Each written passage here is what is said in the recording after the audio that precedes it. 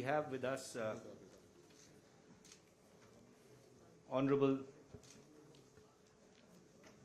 Piyush Goyal ji, Indian Minister for Commerce and Industry,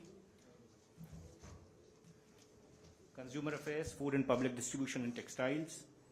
We have His Excellency Mr. Dan Tehan, MP, Minister for Trade, Tourism and Investment, Government of Australia.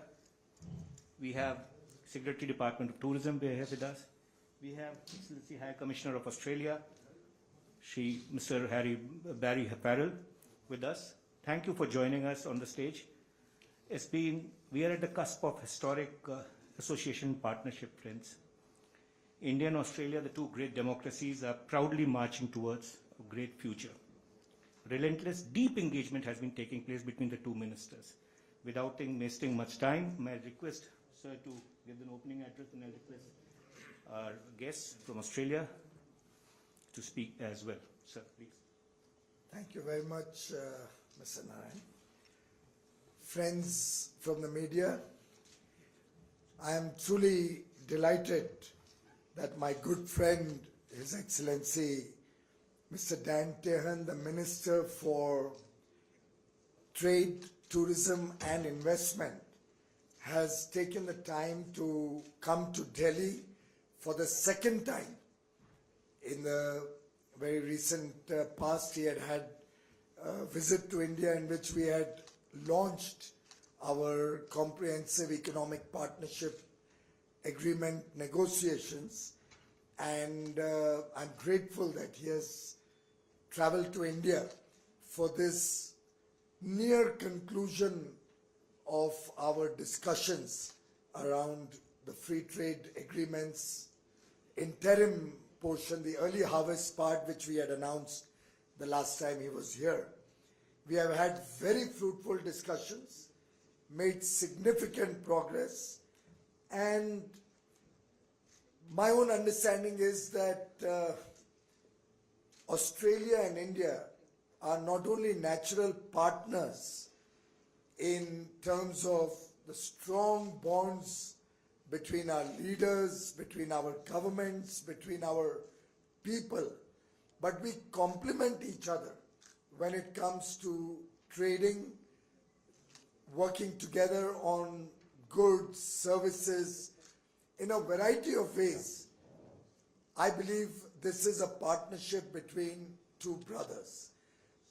It is all the more evident when you see that the Honorable Foreign Minister is currently in Melbourne as a part of the Quad engagement where the United States, Japan, Australia and India, all the foreign ministers are meeting in Melbourne, while Minister Tehan and I are working to finalize our comprehensive economic partnership. I am delighted to share with you that the discussions took place in a very, very informal manner, a very friendly manner, with a great deal of openness, a great deal of concern for the sensitivities on both sides to specific areas where Australia may have sensitivities or India may have sensitivities. We have accommodated each other, respected each other's sensitivities, and today, after very, very grueling sessions over the last 48 hours and before that, I feel empowered to be able to share with you that our teams should be in a position to come up with the interim agreement, the early harvest part of the final comprehensive economic partnership in the next 30 days. That's the target we have set for our teams. We've covered a large number of areas in the discussions over the last few months and between yesterday and today, whether it's goods, services, rules of origin, sanitary and phytosanitary measures, custom procedures, legal and institutional issues, and a lot of the text is also being simultaneously finalized. A lot of work is going on through our teams to further fine-tune the final document, which will open huge opportunities for the people and businesses in both countries. We have both also reaffirmed our commitment to deepen this engagement and conclude the final comprehensive economic partnership, maybe in the next 12 months or so after the interim agreement is operationalized. This is truly a watershed moment in the India-Australia bilateral relationship, and I would like to thank Prime Minister Modi and Prime Minister Morrison for their leadership and their guidance and support in our efforts to make this happen. In fact, the relationships between the two leaders has helped us smoothen the edges on a number of subjects. Our officials also deserve compliments for the very hard work they've put in, particularly considering the different time zones. There were occasions where either the Australians are working until late in the night to work with the Indian sides based on our times, or vice versa. So it's really been one of a great deal of an engagement, which is like a partnership of a unique kind. I have personally been involved in many negotiations, but this particular negotiation I will remember always as an absolutely friendly engagement, just like the people of Australia are well known for their friendly temperament and behavior. In fact, to give credit to my good friend Minister Tehan, we have transcended from diplomacy to openness, and that itself has been the defining feature of this negotiation. I've of course played straight like Sachin Tendulkar. My drives are always straight drives. Dan is smarter, so he keeps swinging the ball like Glenn McGrath probably.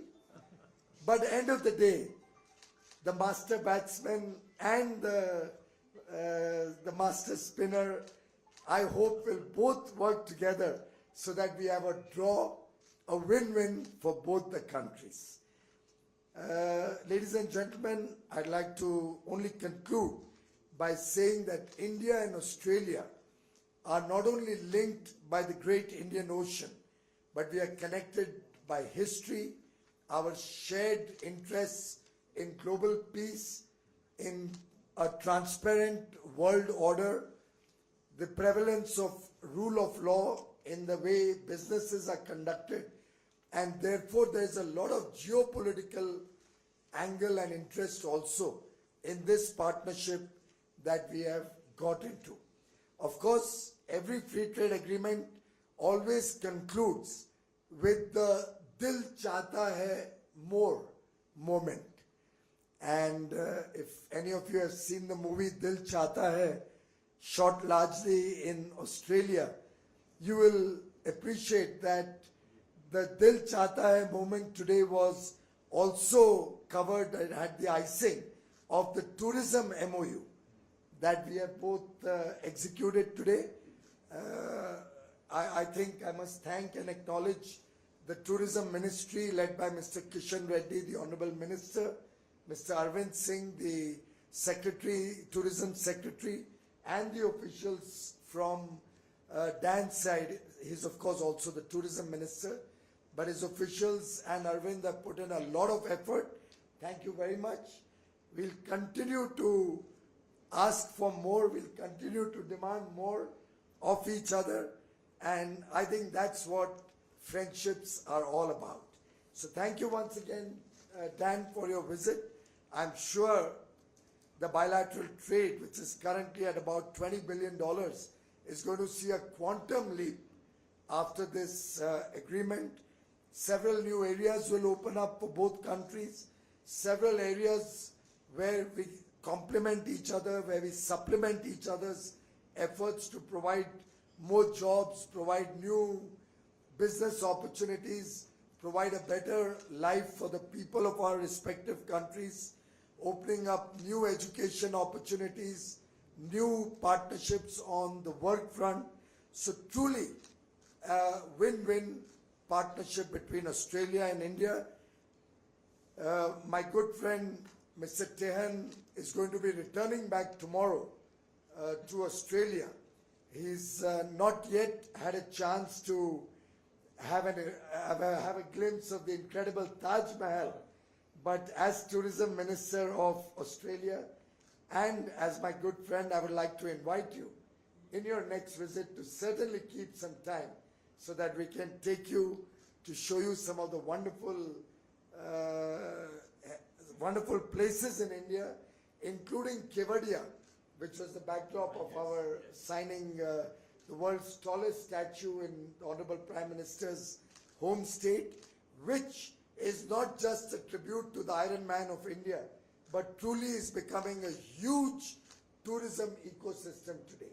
So we'd like to welcome you to India soon, and would like to invite every Australian to come and experience incredible India. Thank you very much, Dan. Thank you, sir. Now may I request Honorable Dan Tehan, MP, Minister for Trade, Tourism and Investment, Government of Australia. Sir, you may kindly address, sir. Well, thank you, Minister Goyal, and can I also acknowledge our High Commissioner here in India, Barry O'Farrell, for the outstanding work that you do. Now, Piyush, I'm going to start with tourism and the MOU that we've just signed, and I'm going to do something which most ministers shouldn't do, but I'm going to give it a go, and I might need you to help me, because we have just signed a tourism MOU, but also in Australia we have just announced that as of the 21st of February that Australia is open to all international tourists. So I'm going to practice some Hindi right now. So here goes. Australia आइए, आपका स्वागत है. Excellent. I think that was just perfect. Okay. Absolutely perfect. Very good. So we are open, we welcome you, and we want all of you to come and visit us in Australia. And the wonderful thing about the MOU we've just signed is we will also start seeing many, many more Australians come to India to see the wonderful attractions that you have here. I'll never forget coming here as a 16-year-old boy and spending 5 weeks travelling around India. It left a lasting impression on me, and I know that for any Australian who comes to India, they have a likewise experience. And I think we're just going to see the tourism flows between our two countries continue to grow. And I think what will help in that regard also is the education relationship that we're looking to develop between our two nations. As part of the discussions that we've been having on our CECA or Free Trade Agreement, we've been looking at how we can build the cooperation when it comes to education. And we're looking at the mutual recognition of qualifications between Australia and India, so that students could do a year of study in Australia and a year of study in India, or vice versa. And what this will lead to is, with greater students travelling between our two countries, it means that friends and family and relatives will follow in those footsteps, which will also help build the tourism relationship and the education relationship. So they're the types of things that we're looking to enhance as part of these discussions of a free trade agreement. Piyush mentioned how the discussions have been done in an incredibly friendly way. Suggested he's like Sachin Tendulkar with a very straight bat, and I'm like Glenn McGrath swinging the ball. But it is also going to be a very modern agreement. So Piyush has also been a bit like Virat Kohli, and I hope that I've been a bit like Pat Cummins as well in swinging the ball, so that we not only have an agreement where we're looking at traditional goods and services, but also where our economies will grow in the future. because what this agreement will do is set our economies up for the future so both economies continue to integrate and continue to grow together. And we cannot underestimate the importance of our two economies growing together into the future. We have great geostrategic uncertainty at the moment. And Piyush mentioned the very important Quad Foreign Ministers meeting which is taking place in my home state at the moment in Victoria. What that means is that India and Australia in particular have to look at ways that we can further integrate our economy, and that's what we've been doing. And can I thank our teams for the effort that they've put in over the last few months as we continue to evolve this agreement. And Piyush, can I thank you? The warmth of the welcome that you have given me, not only when I came last time, but this time, is quite extraordinary. And what it enables us to do is sit down and negotiate in good faith. Negotiating these agreements is not easy, and I've just done one with the United Kingdom, and you're currently embarking on that. It requires building a relationship between the two ministers, which means you can have very frank discussions. You can be honest with each other, and that's what we've been able to do. And I thank you for that, because it's that good faith which means that we have strong confidence that in 30 days that we will be able to reach an interim agreement which will set up the negotiations for a final seeker in the next 12 to 18 months. But the interim agreement will be a significant one. It will be a milestone in the relationship between our two countries. It's been something we've been striving for nearly 8 years now, and we are on the verge of doing something historic. And the only reason we're on the verge of doing that is because of the warmth of the relationship we've been able to develop and the trust that we've been able to put in those relationships. Still more work to be done. We've got a busy 30 days. We've got to finalise text, finalise the negotiations, legally scrub and sign. So busy 30 days. But the warmth of the welcome again, I'm very, very confident that we will be able to achieve that. And we've worked very hard over the last 2 days. And I look forward to hopping on the plane and going back and telling my Prime Minister that we have made, again, substantial progress. So once again to our teams, thank you. To everyone who's come here this afternoon, thank you. And I'll finish where I started. Remember, Australia is open again, and we warmly welcome all of you back to our shores. Thank you. Thank you. Now we'll be taking some questions in the limited time that we have. We have received some questions. We'll take in that priority. First question, number 94. We'll ask you. Meghna, yeah. Introduce yourself also. Yeah. Mike, please. Yeah. Second could be NI. I'm Meghna Mittal from Newsrise.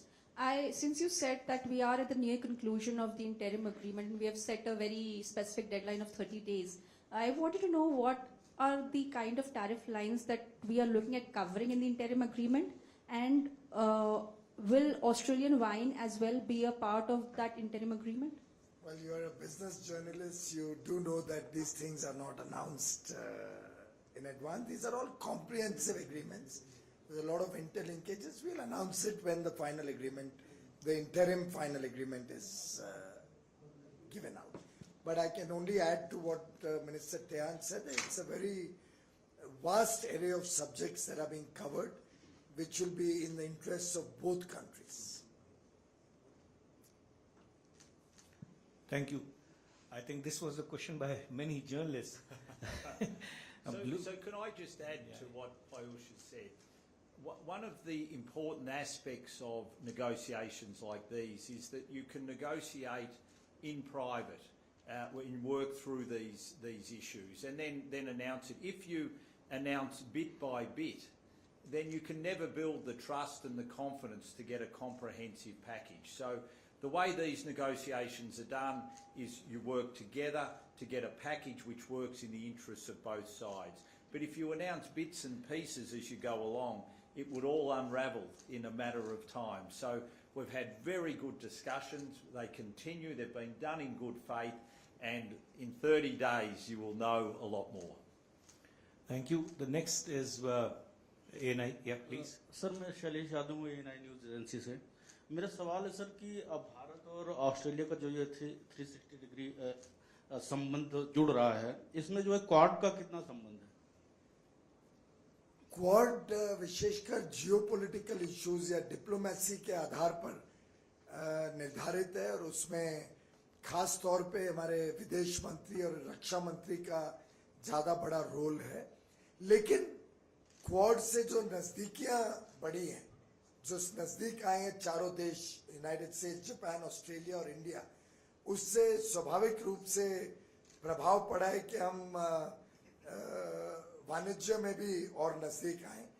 और मुझे लगता है कि दोनों माननीय प्रधानमंत्री मोदी और माननीय प्रधानमंत्री स्कॉट मॉरिसन जी का दोनों का जो संबंध इतना नज़दीकी बना है और ये संबंध पिछले 8 सालों में बेहतर ही होते जा रहे हैं। जैसे मुझे याद है आज से 7.5 साल पहले या 7 साल पहले पहली बार हमारी सरकार 2014 में आई, उसके बाद जब पहली बार ऑस्ट्रेलिया के उस वक्त के प्रधानमंत्री श्री टोनी एबट भारत आए थे, तो संजोग है कि मैं उनका मिनिस्टर इन वेटिंग था और मैंने उनको दिल्ली हवाई अड्डे पे रिसीव किया था। और प्लेन से उतरते ही एक ऐसी आत्मीयता और दोस्ती का संबंध बना कि मतलब एक प्रधानमंत्री देश का मैं तो MOS था, मुझे कहते हैं कि कॉल मी टोनी, एंड शाम तक या रात तक तो मुझे मोबाइल नंबर दे दिया था कि आप हम संबंध में रहेंगे। और अब संजोग ऐसा है कि 8 साल बाद 2022 में ऑस्ट्रेलिया ने मिस्टर टोनी एबट को स्पेशल एनवॉय बनाया है। भारत और ऑस्ट्रेलिया के बीच में वाणिज्य, ट्रेड, टूरिज्म, इन सब क्षेत्रों में कैसे और नज़दीकी लाना, उसके लिए उनको ऑस्ट्रेलियन सरकार ने स्पेशल एनवॉय बनाया है। वो स्वयं शायद 2 या 3 बार भारत आए, हमारे कई मंत्रियों को मिले, माननीय प्रधानमंत्री जी से भी चर्चा की और एक प्रकार से ये निरंतर 8 वर्षों का प्रयास है जो अब फल दे रहा है। I just mentioned about my being minister in waiting for Tony Abbott 8 years ago, Yes. and how the wheel turns a full circle so that he becomes the special trade envoy for you now. Sir, his question was this thing: what is the role of Quad in this 360 relationship, and how trade partnership is impacting? So, sir was answering this. Yes. Precisely. Yeah. If you want Thank to you. supplement anything about the Quad in this relationship. Yeah. Well, I think the Quad has just added to the strength of the relationship, and I think what we'll see is it will continue to develop and grow and enhance the relationship, not only between Australia and India, but of all countries of the Quad. And, you know, down the track, we have free trade agreements with the United States. We have one with Japan. My hope is in 30 days we will have an announcement with India, and then we can start to build the economic cooperation and framework also within the countries of the Quad. So it's a special and unique relationship. And one of the things that Piyush mentioned was that what he's found is Australians are very friendly. Well, can I tell you, what I've found is that Indians are incredibly friendly. Every time I've been here, the welcome has been extraordinary. And I think what we're going to see is the same happen with the way we work with Japan, we work with the US, because also these are very liberal, open democracies, warmly welcoming of people. So I think we're just going to see the relationship continue to grow and grow. Thank you. Bloomberg, Sudhir, would you like to have any further question? Because thank you. The next question would be from Ravi Datta, Mint. Yeah. Mint. Hello. Hello. I know, sir, you mentioned that these announcements can't be made in a segmented fashion, but I'll still ask, was dairy a part of the early harvest discussions? Well, the answer would be the same, that all of these things will be worked out as a package, but I would only like to share with you what I think I said earlier also, that both sides have been very, very fair and understanding about the sensitivities that each side has about certain issues.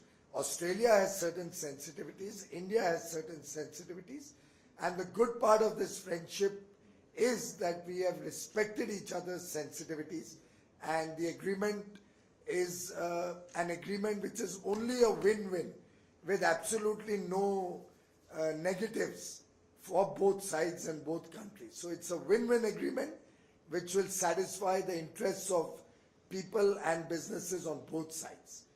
The rest you can conclude yourself. And I'm happy to reinforce that. And I've said in Australia very publicly that we understand the sensitivities that India has when it comes to dairy, when it comes to beef, and when it comes to wheat. The last question, Vion. Yeah. So hi, Sam Siddhan from Beyond. My question to you is regarding the RCEP. Australia is part of the RCEP. We know that China is also part of the RCEP. India chose not to be part of it. Now, we know that China has been weaponizing trade. What's your view about the RCEP trade pact and also Indian decision now, if you look at the hindsight? And to you, Piyush Goyal, sir, is about further conversations on FTA with other countries.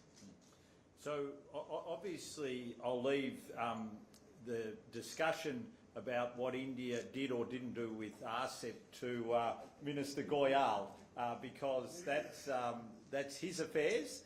And one of the things that I've learned very quickly as a diplomat, when I trained and was a diplomat before I became Minister for Trade, is you let other countries talk about their affairs, you talk about your own. So I'll let him talk about that. In terms of our experience, whether it be with RCEP, whether it be with the CPTPP, whether it be with other regional agreements that we have, Australia believes strongly that we should set rules when it comes to trade. And we're very happy to enter into agreements where rules are set. We think it's absolutely important. But what we also want to see is that those rules are not only entered into, but they're adhered to in spirit and in the law. And that is something that we want to work with all countries on to ensure that is what happens. Now, at the moment, when it comes to China, we have some current disputes that we have with them, including one with regards to wine and one with regards to barley, where we're currently taking them to the World Trade Organisation. And the reason we're doing that is because we would like them to uphold the rules that they've entered into with us in their bilateral relationship. And we will see what happens with that. But what we want to see with any agreement that we enter into is that the spirit of the agreement and the letter of the agreement is followed. Well, we are having very good discussions with the UAE, which are at an advanced stage, and we hope to make some announcements very quickly on the UAE free trade agreement. We have already had a very successful round with the United Kingdom earlier, about a couple of weeks ago. The next round of discussions are slated for March, and we are making good progress with the UAE, with the UK also. And we've kept a timeline of, I think, June, by when we should be able to look at an interim agreement with the United Kingdom. The discussions with Canada for a comprehensive economic partnership are also progressing. The Honourable Minister, Ms. Mary Ng, has indicated that she would be visiting India in March. We are finalizing the dates. And at that time, we may consider engaging also for an interim agreement with Canada, so that the low-hanging fruits and the benefits of this relationship can be kick-started faster. We already are in discussion with Israel and the European Union for comprehensive economic partnerships.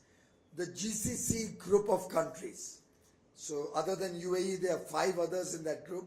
The entire GCC bloc has also met me some time back, and we have a joint committee, joint group which is working on scoping the contours of a free trade agreement between the GCC countries and India. And maybe another month or so we should be in a position to launch, maybe even faster than that. We may be in a position to launch discussions with the GCC countries. So good progress being made on several international arrangements and agreements, which I hope will further help us to grow the fabulous performance that our exporters have done this year. As you're all aware, until January, we were already at $336 billion, which is the highest ever export India has ever done in a full 12-month year. So in 10 months, we have already exceeded our highest ever. We are well on track on exceeding our target of $400 billion. The first week of February saw exports upward of $8.5 billion. So I leave the rest for you to calculate. Thank you. Thank you, ladies and gentlemen. That culminates our press conference. Sirinjo, sorry, Sirinjo. Yeah, sorry. Times now will bash me up. I'm sorry. Yeah, sorry. Thank you, first of all. Mr. Tehan, you spoke about great geopolitical uncertainty. You also heard what the Chinese have said today regarding the Quad. Now, when you said great geopolitical uncertainty, keeping in mind what has come from Beijing today, would you like to elaborate a little bit on what you meant? Well, what I meant was that at this time, the rules-based order, it has never been more important for us to defend it and to make sure all countries adhere to it. And that is why those countries who have all benefited from that international rules-based order must continue to ensure that it is upheld. And that's why it's so important that India, Australia, the United States and Japan's foreign ministers are meeting at this time to make sure that they reiterate how important that international rules-based order is and how important it is that all countries adhere to it.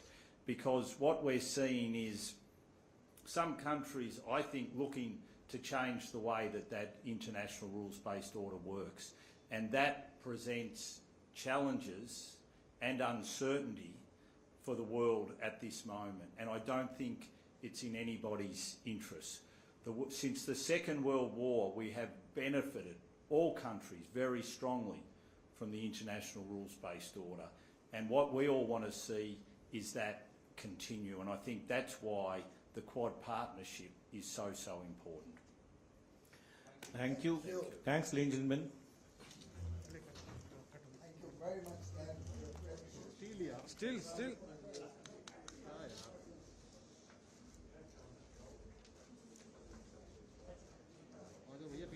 Still, please. Sir.